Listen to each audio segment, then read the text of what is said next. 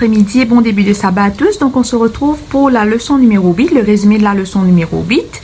Et le titre de la leçon, c'est la création, Genèse comme fondement, première partie. La semaine prochaine, nous aurons la deuxième partie de cette même leçon. Et le verset à mémoriser qui se trouve dans Jean 1, le verset 1 à 4 nous dit: au commencement était la parole, et la parole était avec Dieu, et la parole était Dieu. Elle était au commencement avec Dieu. Toutes choses ont été faites par elle, et rien de ce qui a été fait n'a été fait sans elle. En elle était la vie, et la vie était la lumière des hommes. Donc, comme d'habitude, avant de commencer, je vous invite à prier avec moi. Seigneur Dieu, Dieu Tout-Puissant, Dieu trois fois saint, en cet instant, nous voudrions te remercier de ce que tu nous permets de pouvoir ouvrir ta parole, de pouvoir étudier ensemble. Et alors que nous allons étudier, je te demande de déverser ton Saint-Esprit sur toutes ces personnes qui écoutent, sur moi-même qui va parler de ta part. Éclaire-nous afin que nous puissions comprendre et interpréter l'Écriture comme il se doit, mais surtout que cette parole travaille dans notre cœur et puisse nous transformer. Je te remercie, Père, au nom de Jésus. Amen. Alors, un bref résumé de ce que nous avons vu la semaine dernière. La semaine dernière, nous avons étudié un peu la langue hébreu, donc à savoir que la Bible, l'origine, était écrit dans la langue hébreu et grecque.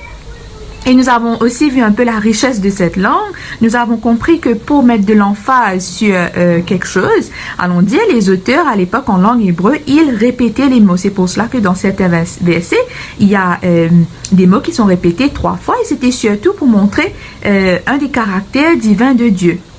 Nous avons aussi parlé des auteurs, à quel point c'était important de connaître l'auteur quand nous étudions la Bible, de connaître qui c'est par exemple qui a écrit la Genèse, qui c'est qui a écrit le livre de Job, qui c'est qui a écrit le livre d'Ésaïe, pour pouvoir mieux comprendre la Bible. Et c'était aussi important d'identifier le style. Et ça, c'est un peu ce qu'on a vu la semaine dernière. Et cette semaine-ci, la leçon est basée sur le livre de la Genèse. Et on nous dit que les premiers chapitres de la Genèse sont fondamentaux pour le reste des Écritures. Et on se pose la question, mais comment cela? Comment se fait-il que le premier chapitre de la Bible soit aussi important pour le reste de la Bible? Alors, nous allons rapidement passer dessus. Je vais juste vous nommer quelques choses importantes, allons dire, qui se trouvent dans la Genèse et qui englobent peut-être, si on peut dire, toute la Bible. Alors, premièrement, nous avons la création qui est notre identité. Une des choses les plus importantes qui se trouve dans la Genèse. Ensuite, ce même livre, la Genèse, nous introduit au sabbat. Ensuite, elle nous introduit aussi à l'origine du mal. Nous voyons l'introduction du péché dans le monde. Il y a aussi le Messie, le plan de la rédemption. La Genèse nous parle aussi du déluge.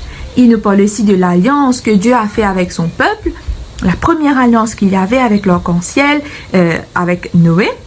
Il y a aussi la puissance de la parole de Dieu qui veut dire que quand Dieu parle, la chose est créée.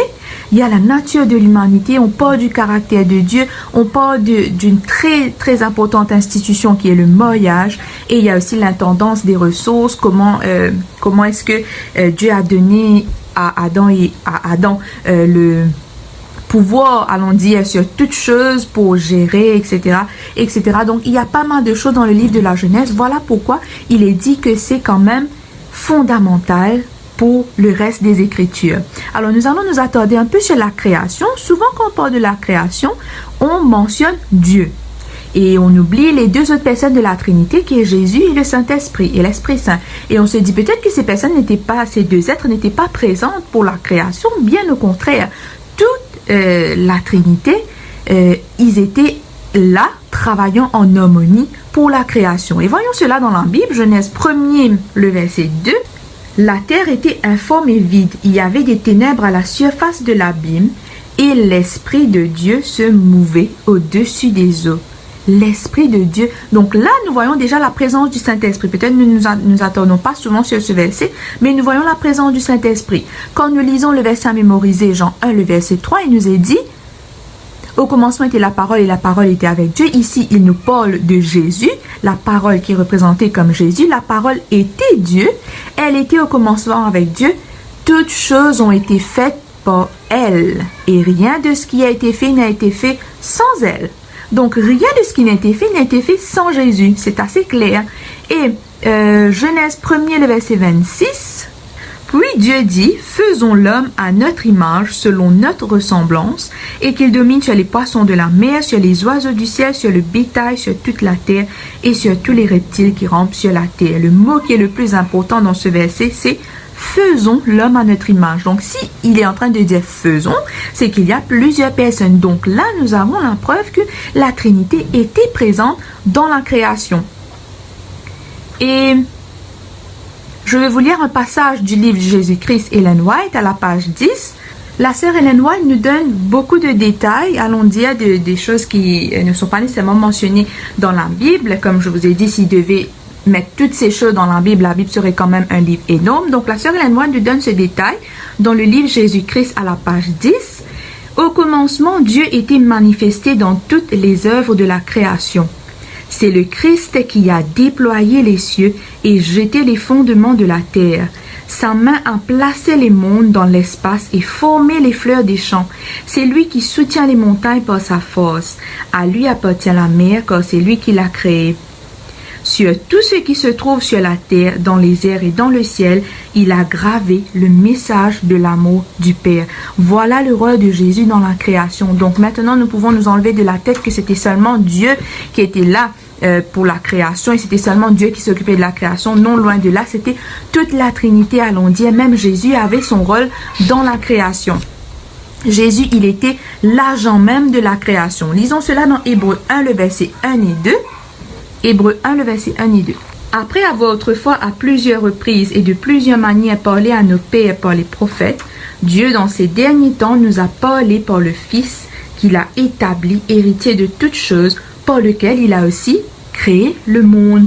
Je relis cette dernière phrase, par lequel il a aussi créé le monde. Donc Jésus était l'agent même de la création. Et puisque toutes choses ont leur origine en Jésus, nous avons aussi la certitude qu'elle se terminera avec Jésus. Comme le dit Apocalypse 22, il est l'alpha et l'oméga lui-même, il est le commencement et la fin. Donc ce même Jésus qui est l'agent de la création est venu mourir pour nous et nous arrivons quand même à douter de l'amour de Jésus.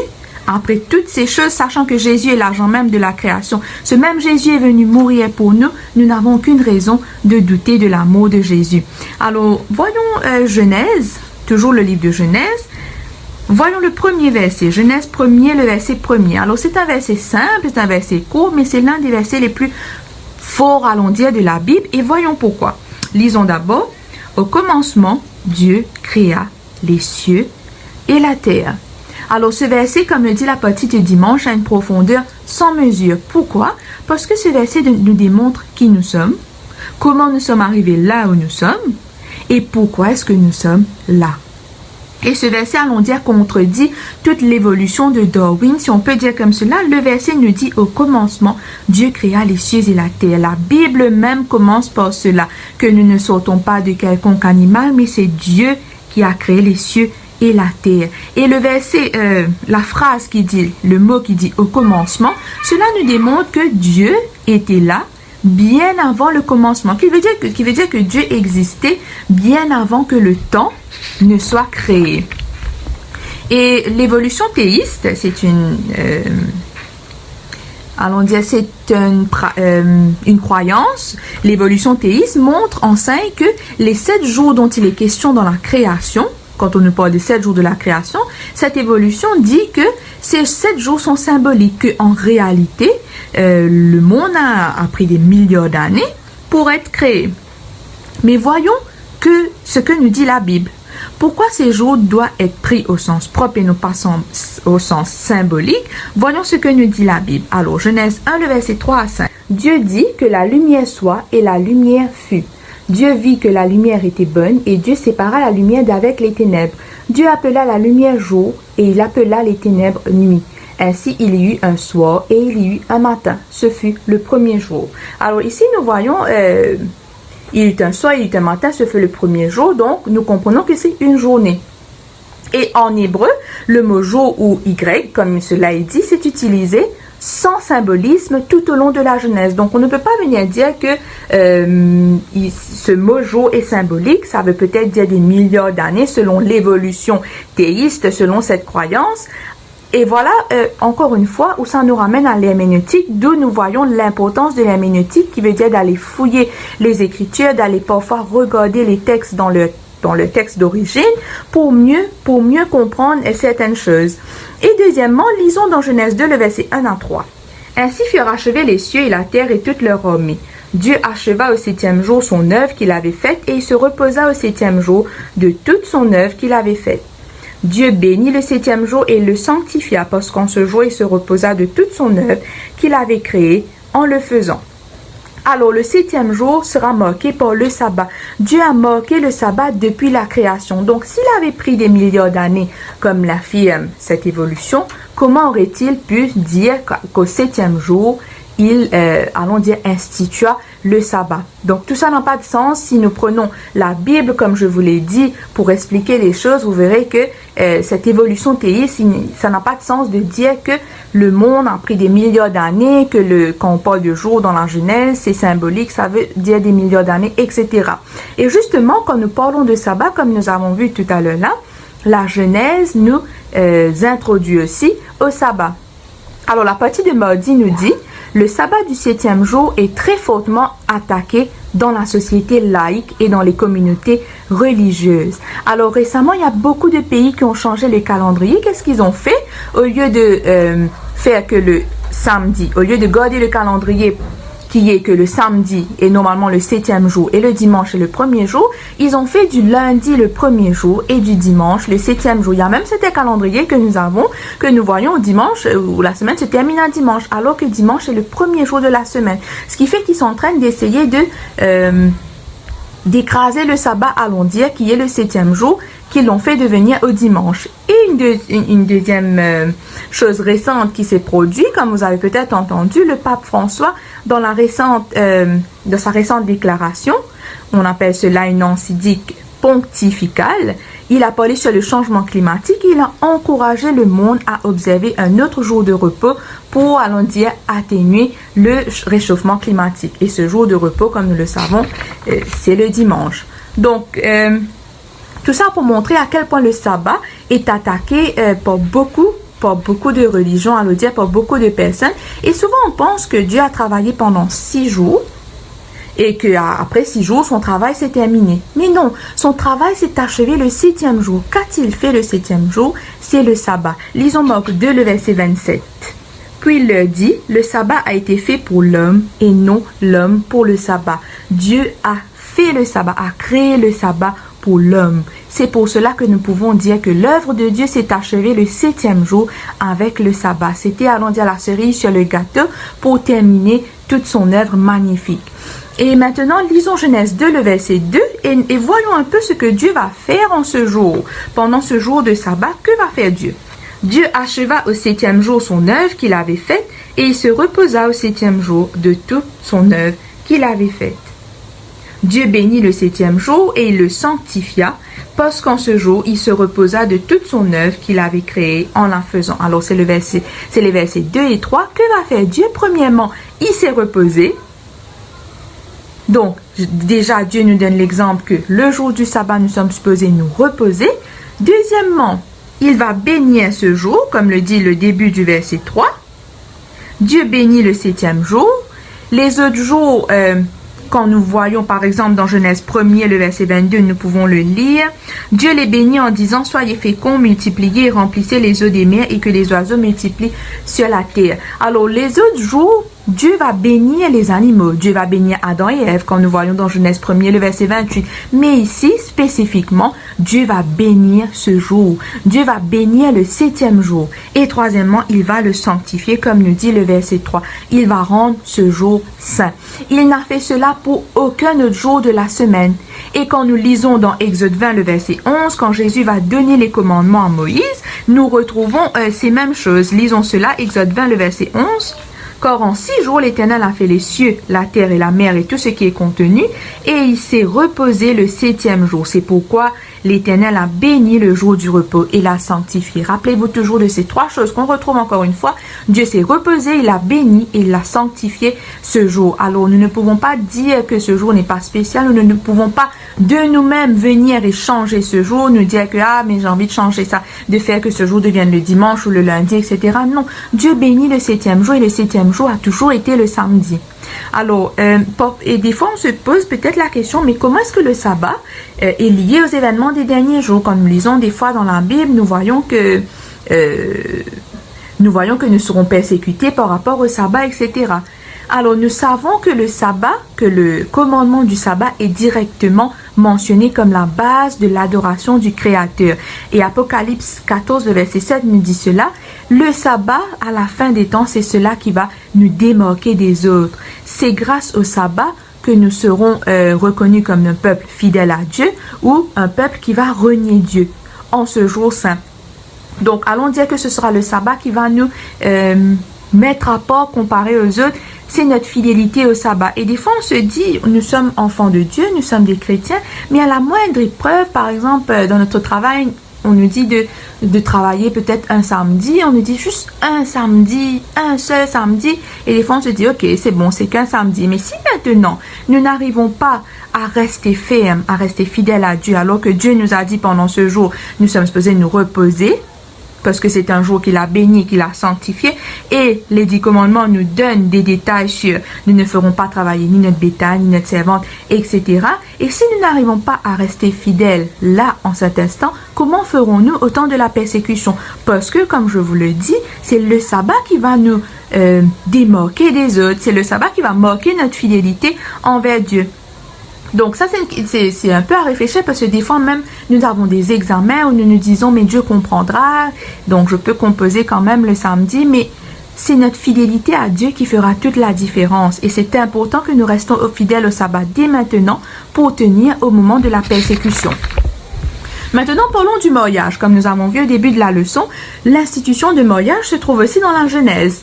Alors, malheureusement, le mariage a un peu perdu son sens. Le mariage est devenu, au lieu d'être entre deux différents sexes, le mariage arrive même entre deux mêmes sexes. C'est un pays où les mariages avec les deux mêmes sexes sont autorisés. Il y a certains pays où le mariage avec plusieurs est autorisé, la polygamie. Donc, le mariage, définitivement, a perdu un peu son côté sacré. Voyons ce qu'est le mariage idéal d'après Dieu. Voyons ce que Dieu a institué, lui, comme le mariage idéal. Genèse 2, le verset 18. L'Éternel Dieu dit, « Il n'est pas bon que l'homme soit seul, je lui ferai une aide semblable à lui. » Alors Dieu a vu qu'il n'était pas bon que l'homme soit seul, donc il s'est dit, je vais lui faire un être semblable à lui. Pas au-dessus, pas en dessous, semblable à lui. Et Genèse 2, 21 à 24. Alors l'Éternel Dieu fit tomber un profond sommeil sur l'homme qui s'endormit. Il prit une de ses côtes et referma la chair à sa place. L'Éternel Dieu forma une femme de la côte qu'il avait prise de l'homme et il l'amena vers l'homme. Et l'homme dit, voici cette fois celle qui est os de mes os et chair de ma chair. On l'appellera femme parce qu'elle a été prise de l'homme. C'est pourquoi l'homme quittera son père et sa mère et s'attachera à sa femme et ils deviendront une seule chair. Alors là, il est clair dans ce verset que l'union se fait entre un homme et une femme. Il est dit clairement, il n'y a pas plus clair que cela dans le verset, l'Éternel Dieu forma une femme de la côte de l'homme. Et l'homme dit, voici celle qui est os de mes os, chair de ma chair, on l'appellera femme. Donc là, c'est clair que le mariage idéal pour Dieu, selon Dieu, l'exemple idéal que Dieu nous a donné, c'est le mariage entre un homme et une femme. Et voyons maintenant, encore une fois, une autre preuve, allons dire, qui démontre que, et quel est le mariage idéal selon Dieu, que le mariage idéal selon Dieu, c'est un homme et une femme. Exode 20, le verset 12. Honore ton père et ta mère afin que tes jours sont prolongés dans le pays que l'Éternel, ton Dieu, te donne. Alors ça, c'est le 5e commandement. Et il nous est dit, honore ton père et ta mère. Il n'est pas dit, honore ta mère et ta mère, ou honore ton père et ton père, qui veut dire que le mariage idéal, l'idéal que Dieu nous a donné, l'institution du mariage, le mariage sacré en lui-même, se fait entre un homme et une femme. Honore ton père et ta mère. Et bien sûr, quand nous parlons de cela, nous ne sommes pas en train de condamner ces personnes qui peut-être sont attirés par le même sexe qu'eux, etc., etc. Non, il n'y a pas de condamnation, mais simplement pour montrer que le mariage que Dieu nous a montré, l'exemple que Dieu nous a montré, c'est le mariage entre un homme et une femme. Et nous pouvons parfois penser que, ah, mais ça c'est dans l'Ancien Testament, quand Jésus est venu, les choses ont changé, Jésus a aboli ces choses-là. Lisons Matthieu 19 et voyons si ces choses ont été abolies ou pas. Matthieu 19, le verset 3 à 6. Les pharisiens l'abordèrent et dirent pour l'éprouver: Est-il permis à un homme de répudier sa femme pour un motif quelconque? Il répondit: N'avez-vous pas lu que le Créateur au commencement fit l'homme et la femme, et qu'il dit: c'est pourquoi l'homme quittera son père et sa mère et s'attachera à sa femme, et les deux deviendront une seule chair. Ainsi, ils ne sont plus deux, mais ils sont une seule chair, que l'homme donc ne sépare pas ce que Dieu a joint. Alors non, Jésus n'est pas venu abolir quoi que ce soit. Au contraire, dans ce verset, il confirme l'institution sacrée du mariage entre un homme et une femme. Il a une position ferme et fidèle sur les principes du mariage. Et il le confirme dans le Nouveau Testament, ce qui veut dire qu'il n'est pas venu abolir quoi que ce soit. Et encore une fois, je le redis, on ne condamne pas ces gens qui sont attirés par le même sexe que, etc. Mais, sachant que la Bible n'encourage pas cela, bien au contraire, Dieu a dit c'est une abomination aux yeux de l'Éternel. Pourquoi? Parce que Dieu a créé un mariage idéal. Dieu a pris une côte de l'homme pour former la femme. Ce qui vont dire qu'ils vont former une seule chair. Ils n'ont pas pris une côte de l'homme pour former un autre homme pour qu'il fasse une seule chair. Malheureusement, tout ce qui est un beau rêve devient finalement un cauchemar. Alors tout ceci était très beau. Dieu a fait un être semblable à Adam. Il vivait heureux, etc. Que va-t-il se passer? Dans Genèse chapitre 2, le verset 15 à 17, Dieu va les avertir pour leur dire de faire attention, de ne pas manger du fruit, comme nous connaissons bien l'histoire, de ne pas manger du fruit de l'arbre qui est au milieu du jardin, etc. C'était surtout pour tester leur obéissance, et nous savons tous que ce qui va se passer, les deux vont pécher. Et voyons le détail que nous donne le livre premier écrit par la sœur Ellen White. Le chapitre 36, il nous est dit: les saints anges visitaient souvent le jardin d'Éden et y donnaient des instructions à Adam et Ève au sujet de leur occupation. Ils leur parlaient aussi de la révolte de Satan et de sa chute. Ils les mirent en garde contre lui et leur conseillaient de ne jamais se séparer dans leur travail, car ils pourraient être amenés en présence de cet être déchu. Les anges leur conseillèrent aussi de suivre fidèlement les instructions que Dieu leur avait données, car ce n'était qu'en obéissant strictement qu'ils pouvaient être en sécurité. Ainsi, l'ennemi n'aurait aucun pouvoir sur eux. Alors, quand nous lisons ce chapitre du livre d'Ellen White, nous voyons que les anges visitaient le jardin d'Éden et ils leur avaient même parlé du diable et leur avaient conseillé de ne pas se séparer. Mais que va-t-il se passer?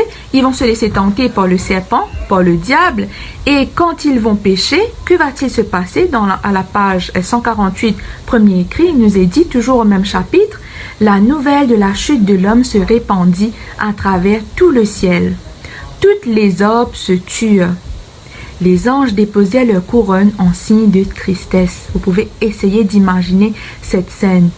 Toutes les orbes se turent. Le ciel qui est toujours normalement en musique, ils sont toujours en train d'adorer Dieu. Que va-t-il se passer? Rien, plus aucune musique. Les anges déposaient leur couronne en signe de tristesse. Tout le ciel était agité. Alors, tout ça pour montrer la conséquence qu'a eu l'action d'Adam et Ève, surtout au ciel. Alors, revenons un moment à cette évolution théiste dont nous avons parlé un peu plus tôt, à cette croyance. Cette même évolution nous déclare que la mort, apparemment, serait présente des millions d'années avant l'humanité. Ça veut dire que la mort était là bien avant que Dieu crée la terre. Mais lisons ce que nous dit la Bible. Mais on peut se poser la question, mais est-ce un problème de croire cela? Bien sûr. Si nous nous attardons sur cela, sur cette évolution, et si nous croyons en cela, quel est le danger? Nous allons le voir dans un moment. Lisons Romains 5, le verset 12. Voyons ce que la Bible nous dit à travers l'apôtre Paul. Et comme j'ai toujours dit, toute chose s'explique par la parole. Il n'y a pas de mon opinion, l'opinion de X ou Y, mais la parole, ce que dit la parole de Dieu. Romains 5, le verset 12. C'est pourquoi, comme par un seul homme, le péché est entré dans le monde, et par le péché, la mort. Et qu'ainsi la mort s'est étendue sur tous les hommes, parce que tous ont péché. Ce verset nous dit clairement par le péché que la mort est entrée. Donc la mort n'était pas présente avant la création de l'humanité, c'est impossible. C'est par le péché que la mort est entrée dans le monde. Alors, comme nous dit la partie de jeudi, si la mort n'est pas liée au péché, alors le salaire du péché n'est pas la mort, comme le dit Romains 6, le verset 23, car le salaire du péché c'est la mort, mais le don gratuit de Dieu c'est la vie éternelle. Donc si la mort n'est pas liée au péché, donc le salaire du péché ce n'est pas la mort. Et Christ n'aurait eu aucune raison de mourir pour nos péchés. Donc, une telle croyance détruirait la base même du christianisme. Une telle croyance, allons dire, écraserait la Bible. Voilà le danger de croire en cette évolution théiste, allons dire. La création, la chute et la croix sont tous liés. Le premier Adam est lié au dernier Adam. Le premier Adam qui est Adam et quand on parle du dernier Adam, c'est de Jésus lui-même dont il est question, qui est venu, allons dire, corriger là où Adam a fauté. 1 Corinthiens 15, le verset 45, lisons. C'est pourquoi il est écrit, le premier homme Adam devient une âme vivante. Le dernier Adam est devenu un esprit vivifiant.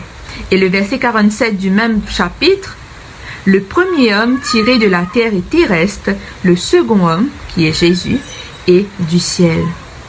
Alors la conclusion de cette leçon, allons dire, c'est que Dieu nous met en garde contre toutes ces croyances qui existent. Nous avons l'évolution de Darwin, là nous venons de voir encore une fois une autre évolution, c'est une évolution théiste. Donc parfois on se croit à l'abri de ces choses, on se dit mais je ne vais pas aller croire dans cette évolution qui dit que je viens d'un singe, etc.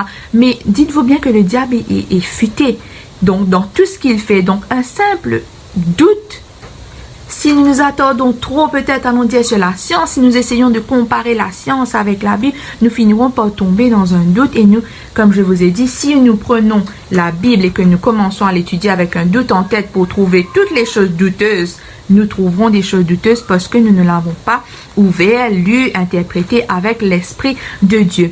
Voilà pourquoi il est important de prier, de demander à Dieu de nous aider afin que peu importe le doute qui existe, que Dieu puisse enlever ce doute parce que nous avons la certitude que nous avons été créés par un Dieu merveilleux. Quand nous regardons les fleurs, quand nous regardons les animaux, la beauté des choses, la beauté de l'être humain, nous ne pouvons pas dire que cela vient du néant, que cela était là depuis bien longtemps.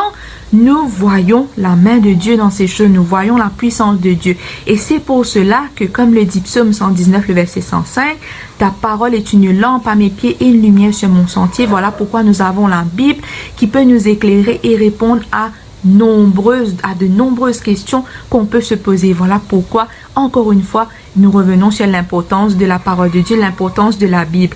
Et pour terminer, dans le livre Témoignages de l'Église, volume 8, la sœur Ellen White mentionne: les plus grands esprits, s'ils ne sont pas guidés par la parole de Dieu, deviennent déconnectés dans leur tentative d'étudier les relations entre la science et la révélation. Elle nous dit: les plus grands esprits, s'ils ne sont pas guidés par la parole de Dieu, deviennent déconnectés. Donc, peu importe la connaissance que nous pouvons avoir de la Bible, mais si nous ne sommes pas guidés par l'Esprit de Dieu, par la parole de Dieu, croyez-moi, nous pourrons tomber dans des doutes, nous pourrons commencer à aller croire dans telle ou telle évolution, telle ou telle chose. Et c'est pour cela que nous ne cessons de le répéter. Il nous faut demander le Saint-Esprit avant d'étudier la Bible, avant d'étudier la parole de Dieu. Alors j'espère que cette leçon était quand même très claire et que cette leçon vous aidera comme cette leçon m'a aidé. Et avant de terminer, je vous invite à prier avec moi. Seigneur Dieu, Dieu Tout-Puissant, Dieu d'amour, en cet instant nous te remercions pour ton Saint-Esprit qui nous éclaire, qui nous permet de comprendre toutes ces leçons que tu nous accordes, qui nous permet de comprendre que ta parole est vraiment comme une lumière, comme une lampe que nous devons utiliser afin d'être dans la vérité, afin d'avoir des réponses à nos questions. Aide-nous afin que nous ne puissions pas laisser le diable mettre des doutes dans nos pensées et aide-nous afin que tout ce que nous apprenions, ces paroles travaillent dans nos cœurs et puissent nous transformer. Bénis toutes ces personnes qui ont regardé cette vidéo, que ces paroles puissent travailler en eux, au nom de Jésus. Amen. Bon sabbat et bonne soirée à vous tous.